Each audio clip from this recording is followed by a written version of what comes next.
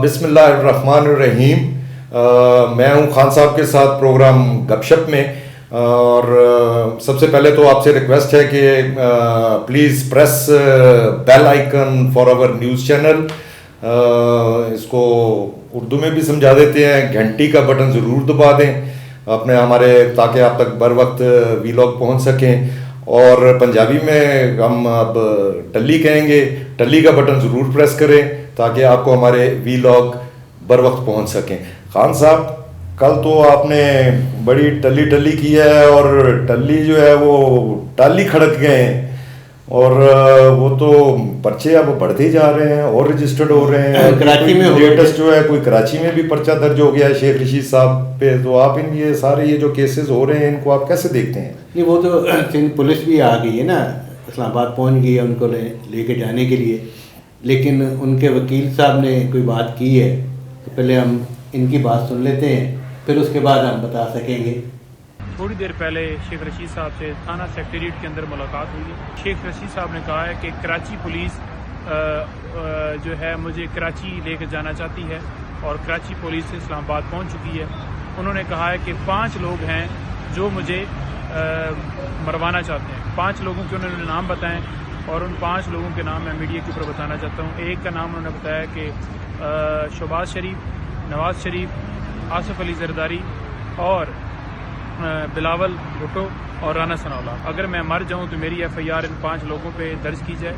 दूसरा, उन्होंने ये कहा है कि जो FIR पूरे पाकिस्तान के अंदर मेरे ऊपर हो रही हैं, वो उनके पीछे मीडिया को बताएं कि सेम वही प्लानिंग वाली टीम है, और उसी मंसूबे के तहत जैसा कि इससे पहले आज़म सवाती जो है उनके ऊपर FIRs की गई, सेम वही प्लानर है पीछे जो मेरी FIRs करवा रहे हैं, और ये मुझे मारना चाहते हैं। मियाँ साहब, आपने इनकी भी गुफ्तगू सुन ली। अब आईनी, कानूनी, अखलाकी पहलुओं पे बात करना है। जो उसने कल ज़बान इस्तेमाल की है, क्या वो काबिल गिरफ्त नहीं है? तो मैं तो कल भी जब ये बात हो रही थी तो मैं कह रहा था ये शराब का केस बनाना, और ये तो बिल्कुल मतलब बनाना भी नहीं चाहिए, और ये बहुत अच्छा किया हुकूमत ने नहीं बनाया।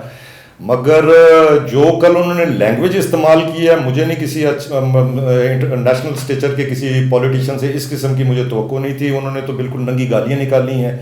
और मैं कल भी आपसे यही बात कर रहा था कि बाकी पर्चे तो चलो बनते हैं या नहीं बनते, ये पर्चा ज़रूर होना चाहिए। देखें ना आप क्या मैसेज दे रहे हैं। अपना जो आपके फॉलोअर्स हैं, पता नहीं इनके उनको आप इनके सोशल मीडिया पे देखें और कितने कितने फॉलोअर्स हैं। वो जब ये सारी चीजें देखते पार्टी जो है तहरीक इंसाफ, वो मतलब क्लेम करती है ना सबसे बड़ी पार्टी है, और उसको वोट भी मिला हुआ है। तो यंगस्टर कहते हैं कि हम यंगस्टर के लिए नमूना, ये क्या नमूना पेश कर रहे हैं इस तरह गालियाँ? ये तो बिल्कुल सीधा सीधा जो है ना इंस्टिगेशन टू वायलेंस है। ये तो बाकायदा इंस्टिगेट कर रहे हैं लोगों को, पहले भी ये करते रहे हैं। तो मैं तो समझता हूँ, मेरी अपनी जाती राय है कि ये अगर पर्चा हुआ है तो ये बिल्कुल ठीक हुआ है। बाकी जो है अगर आजकल के माहौल में आप देखें जिस तरीके से जो है अपना गिरफ्तारियां हो रही हैं, मुख्तलिफ सियासतदानों पे पर्चे काटे जा रहे हैं। एक सो कॉल्ड, मैं तो उन्हें सो कॉल्ड ही कहूँगा, सो कॉल्ड ही जर्नलिस्ट हैं। अब उन्हें जर्नलिस्ट का तो नाम अपने साथ जर्नलिस्ट नहीं लगाना चाहिए इमरान रियाज खान को, क्योंकि वो जर्नलिस्ट तो किसी सूरत में भी अब जर्नलिस्ट नहीं रहे। वो अगर मेरा ख्याल है वो सिर्फ अपनी फॉलोइंग के लिए जो है वो जर्नलिस्ट बने हुए हैं। मगर आप वो भी देखें, आप क्यों इस तरह कर रहे हैं? आप वो भी भी होगी है, मगर ये तरीकाकार है। इसके कोई अपना रूल्स ऑफ द गेम तो कोई ना कोई तय होने चाहिए। ये नहीं है कि जिसका मुंह उठाए, जिस मर्जी के जब मर्जी जो है उस पर कीचड़ उछालना शुरू कर दे, जिसको गालम गलौज करना शुरू कर दे। मगर ये सारे जो है ये सारे वेस्ट की मिसालें देते हैं। इस बात से इत्तेफाक करते हुए कि भी आया वो जर्नलिस्ट हैं या नहीं है, कि भी कानूनी रास्ता इख्तियार करना चाहिए। लेकिन ये कौन सा रास्ता है, ये कौन सा तरीका है कि एक दिन पकड़ते हैं, 24 घंटे का हुकूमत जो है अपने मुंह पर कालक मलवाती है, और 24 घंटे बाद कुछ भी नहीं निकलता और उन्हें रिहा कर दिया जाता है। पता नहीं आप इसे कालक समझते हैं या क्या समझते हैं। मैं तो समझता हूँ बिल्कुल ऐसे जो लोग हैं, भले वो पाकिस्तान मुस्लिम लीग नून में है, भले पीपल्स पार्टी में है, भले PTI में है, किसी और भी पार्टी के साथ हैं, मगर वो अगर फिल्थी लैंग्वेज इस्तेमाल करेंगे तो उनका कोई राइट नहीं है कि वो आज़ादाना फिर सकें। उनको बिल्कुल बंद करना चाहिए, उन पर केस भी, उनका प्रॉपर ट्रायल होना चाहिए। अब ये मुझे नहीं अब पता देखिए है, ना- आप मुझे बता सकेंगे, देखिए, गाइड कर अब सकेंगे मुझे- कैसे कवानीन है, इसमें कुछ कर सकते हैं कि नहीं है। वेस्ट में तो फौरन ही आपने देखा है पिछले दिनों में कैसे जो है वो जो लोगों पे इल्जाम लगाए गए, यूके में कैसे अदालतें फैसला कर रही हैं इल्जाम लगाने वालों के खिलाफ।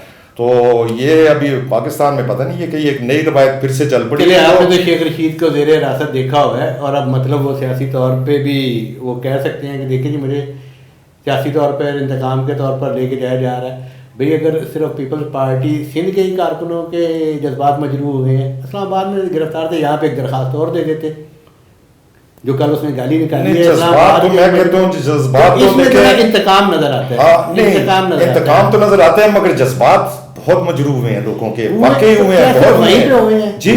क्या वहीं पर हुए हैं?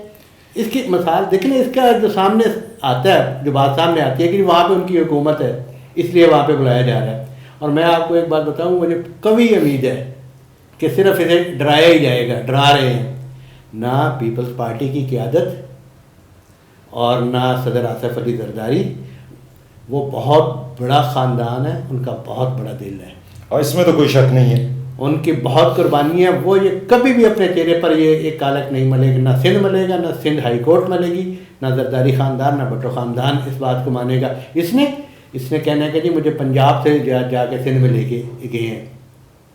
अब ये देखें ये वापस FIR भिजवाना अब ये चाहिए। देखें जी, शेख रशीद के खिलाफ जो है पहले वो उन्होंने यहाँ पे अपारा थाने में FIR काटी, बाद में वो कार्य सरकार में मुदाखलत में वो मरी पुलिस ने भी एक FIR तो मैंने काटी। आपको बताया था अब कराची हाँ जी। अब कराची में जो है FIR काट दी गई है। मतलब इसको अगर हम इस कॉन्टेक्स्ट में देखें तो ये बज़ाहिर तो पॉलिटिकल विक्टिमाइजेशन नजर आती कह रहा हूं है। ना कि यहाँ पे कर लेते ना। हाँ, विक्टिमाइजेशन नजर आती है, मगर इनको भी ख्याल करना चाहिए, ये जो लीडर हैं, ये जो जिस किस्म की बातें करते हैं, इसका कोई ना कहीं तो आपको कहीं ना कहीं तो फुल स्टॉप लगाना पड़ेगा ना।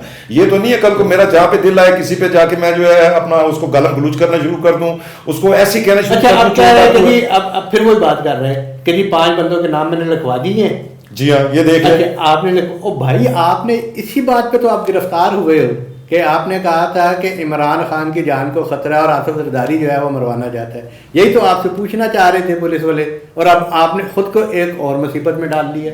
अब ये इस किस्म की जब जबान इस्तेमाल करेंगे चलो, फिर तो वो- ये तो होगा। देखे ना, ये अब वैसे तो बड़ा क्लेम करते हैं जी, मेरा वो ससुराल है, जेल मेरा ससुराल है, हथकड़ी मेरा जेवर है। वो अब ससुराल गए हैं तो पता नहीं वो वहां से क्यों ससुराल से भागना चाह रहे हैं। वहां पे ससुराल वाले तो बड़ी खिदमत करते होते हैं, ये अब जो है वहां पे रो रहे हैं। मैंने तो पहले भी रोते हुए देखा है, तो मैं तो अंदाजा कर सकता हूँ वो आज भी रो रहे होंगे।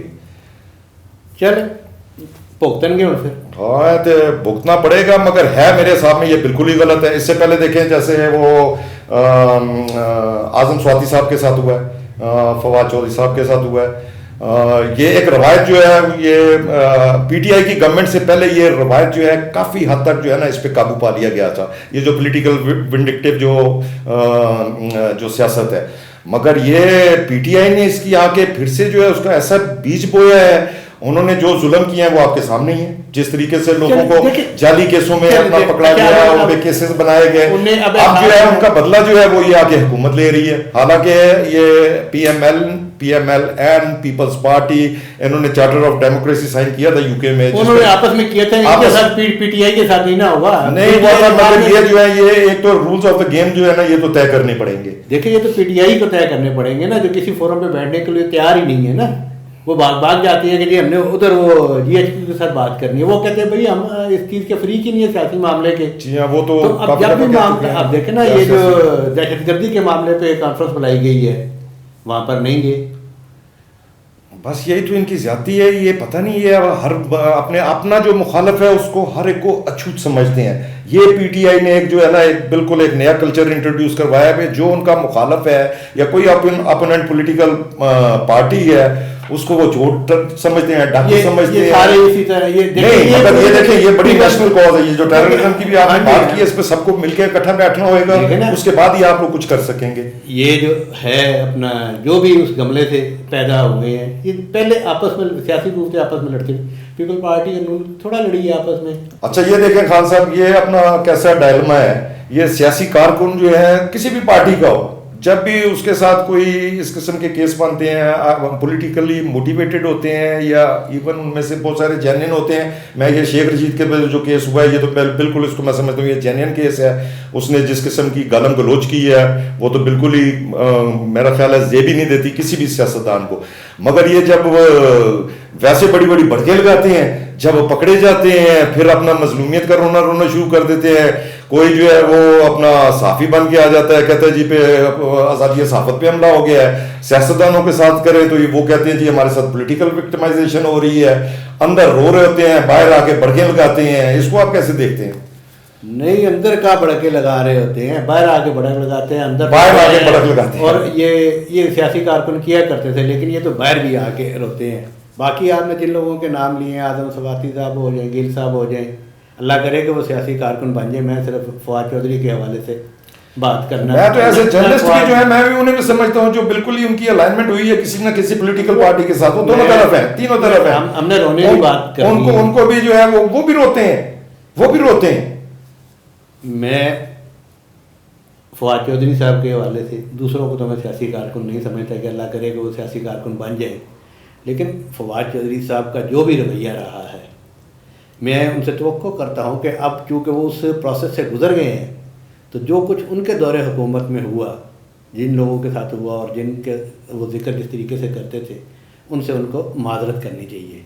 क्योंकि फवाद चौधरी साहब सिर्फ एक PTI के MNA नहीं है, वो एक बहुत बड़े सियासी ख़ानदान से उनका तल्लुक़ है। सियासी ख़ानदान, और वो एक ऐसा ख़ानदान है जिसके घर में पंजाब की गवर्नरशिप भी रही है, चीफ जस्टिस भी उनके घर में रही हैं, उनके घर में वजारतें भी रही हैं, वो ज़िले नाज़िम भी रहे हैं। और वो एक ऐसा ख़ानदान है पंजाब का जिसने बर्रे सग़ीर में जब इलेक्शन शुरू हुए हैं, कोई एक इलेक्शन ऐसा नहीं है जिसमें उनके ख़ानदान का कोई फ़र्द जो है इलेक्शन में हिस्सा ना लिया हो जिसने।